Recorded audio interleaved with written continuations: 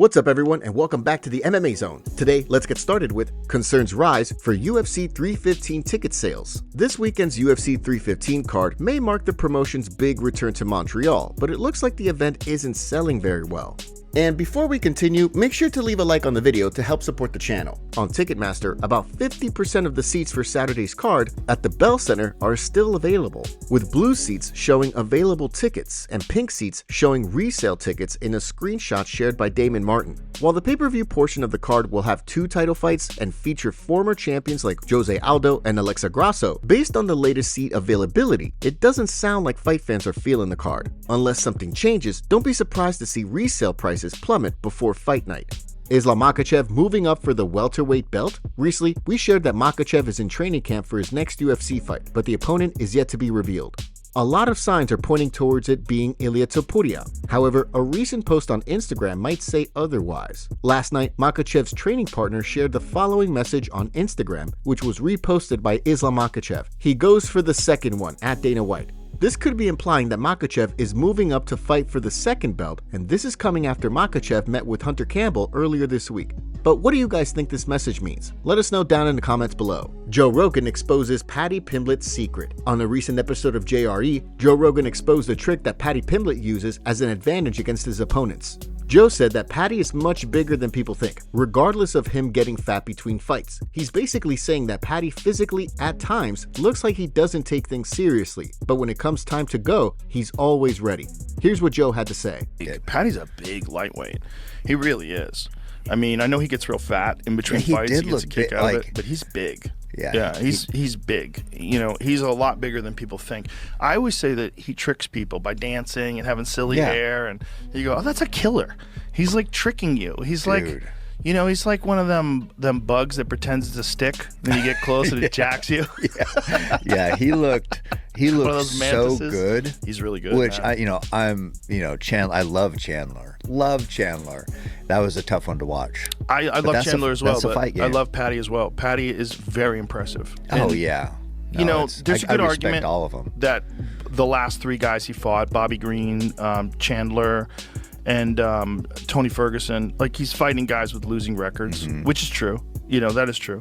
But it's still very impressive. What he did to Chandler in comparison to like what Oliveira did. Like Oliveira was in real trouble in the 3rd round of their last fight.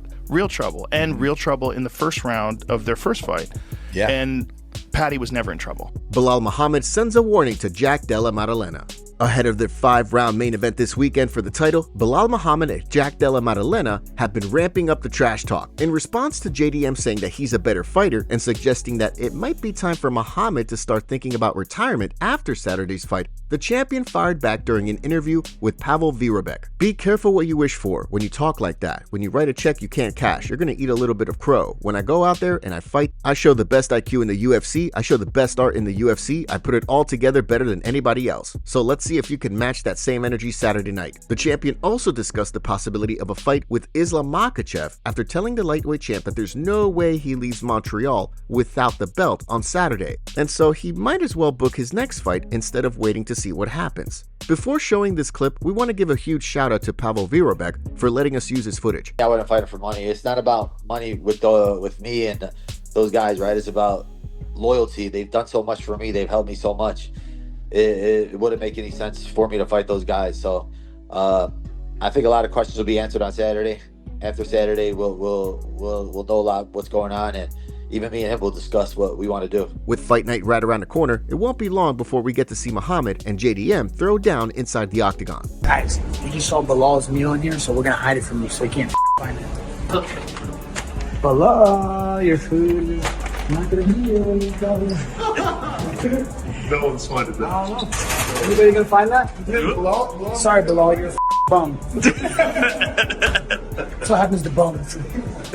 And then lastly, I just saw a video online. Colby Covington hid your food at the PI. I don't know if you're aware of that or if you even care, but curious what you think about Colby still throwing shots at you at this point. He hid my food. I'm not even in Vegas.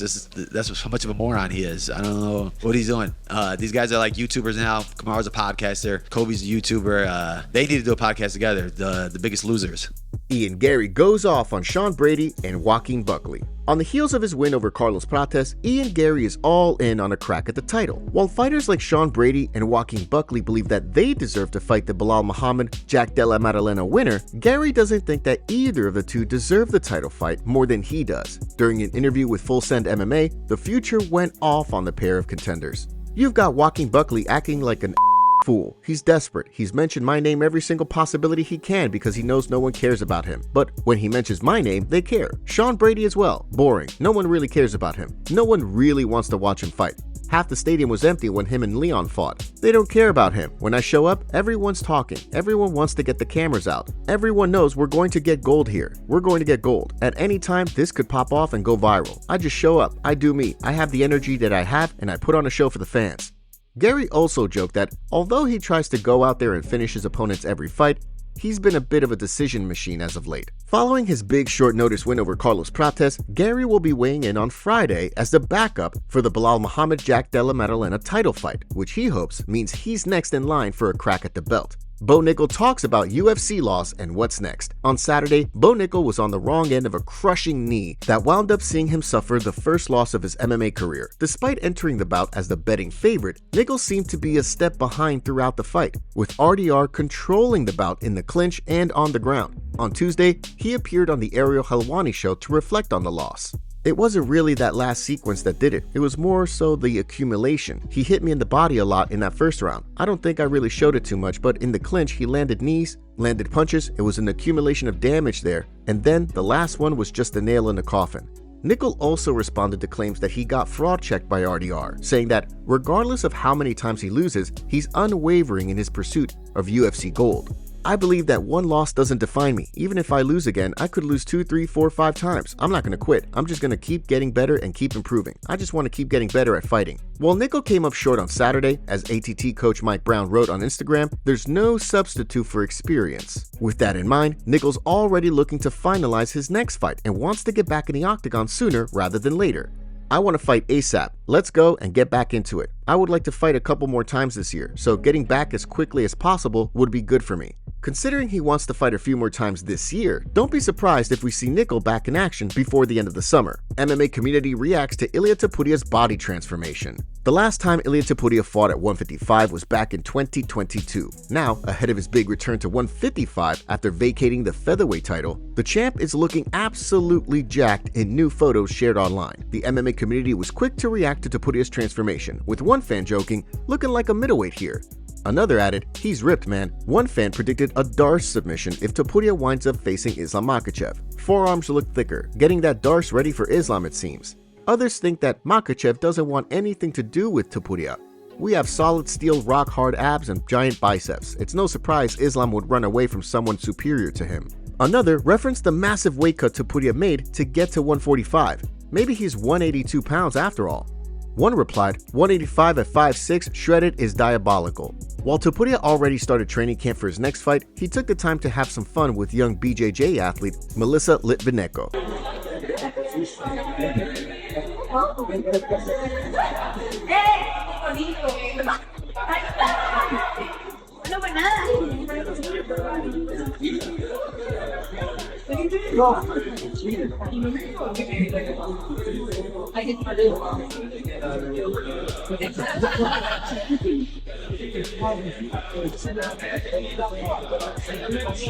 Although we'll have to wait to find out whether Topuria is fighting Islam Makhachev for the title or someone else for an interim belt, it sounds like it's only a matter of time before we get news of his next fight. Julianna Peña accuses Kayla Harrison of being on PEDs. There's no love lost between Julianna Peña and Kayla Harrison, and ahead of their upcoming title fight in early June, the trash talk is ramping up to say the least. During an appearance on the Ariel Helwani show on Tuesday, the Venezuelan vixen took aim at Harrison, accusing her of taking PEDs. I cannot confirm 110% whether she is or is not on PEDs, but I will say that back then in the Olympics, she looked like a girl, very feminine, and now she looks super juicy and cut up. So I want to say what everybody's thinking on their minds, which is that, of course, she at some point was on and hopefully she cycles off of them before June 7th. Make the weight and pisses clean, because that's what I'm going to be doing, and I want this fight to be as fair a fight as possible, minus her being a weight bully and cutting the 50 pounds in order to make the weight class. With a win over Harrison, it sounds like Peña will have a chance to settle her trilogy with Amanda Nunes.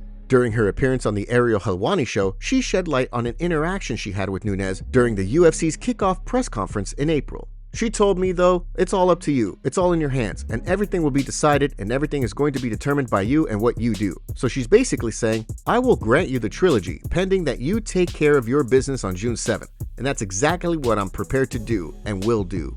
With a chance to get Amanda Nunes out of retirement, the stakes couldn't be higher for Peña heading into UFC 316. Gilbert Burns reveals shocking body transformation. Gilbert Burns recently took off a couple of weeks of his podcast in order to get in shape for his May 17 fight against Michael Morales. Well, it looks like that paid off because Burns looks absolutely shredded. Although he's a 4-1 underdog now, he looks like he took this fight camp very seriously. Here's the clip. This man is a 4-1 underdog, bro. The level of disrespect, yo. You look lean as Let's I'm about to win 100 bands on you, bro. 20 to win 100,000. 20,000 to win 100,000. The Reno money line, baby. Plus 400. You know why? Regenerate, my brother. Dricus du Plessis reacts to Khamzat's comments. When the cage door inevitably closes behind Dricus du Plessis and Khamzat Chimaev, it's only a matter of time before Boers winds up shooting for a takedown. Because of that, DDP and his team are preparing for what his coach has described as a, quote, ground war when the two face off. In response to the comment, Chimaev fired back via Adam Zubaydayev, writing, let them prep for I'm prepping for. Despite the ice-cold line, DDP was totally unfazed, joking, wow, that's the first time I've heard that one, Shakespeare in the house. Although the UFC has not announced a date yet, we all know that the DDP-Chimaev fight won't be happening on the UFC 317 card. Despite that, Dana White said during the UFC Fight Night Kansas City post-fight press conference that the fight is a done deal. Dricus du Plessis reveals next fight date. During a recent podcast, Dricus revealed that an announcement on his title defense against Khamzat Chimaev will be announced soon, and the actual fight will happen within a maximum of 4 months. Here's what DDP had to say. A date, but we have potential of 2 dates. I already agreed to both. A lot of people saying, is it this year? Yes, 100%. It's not far away. It's not that far away. The announcement will be made soon. And with me and the UFC, we've known this all these rumors that came out with injuries. I don't know where it came from. It was ridiculous. I was like, okay. And I just left it for like a week, and then I was like, okay, everybody had their fun. Now you're all gonna look stupid. Yeah. And we've already agreed on a date. We had, and that's been a while ago. So I'm just waiting for the contract. But that's the fight that's happening. It's gonna be happening in the next couple of months, maximum 4 months. It's gonna happen one of these days. But nothing's signed, but I've already agreed to any date. Yeah. Any date that they gave me, I said, cool, ready, let's do it. And before we continue, we have a favor to ask. Help us reach 200,000 subscribers on MMA Zone by subscribing and turning on notifications for daily MMA content. Seriously, we rarely miss a day. Are you excited for a Khamzat versus DDP fight? Let us know who you think will win in the comments.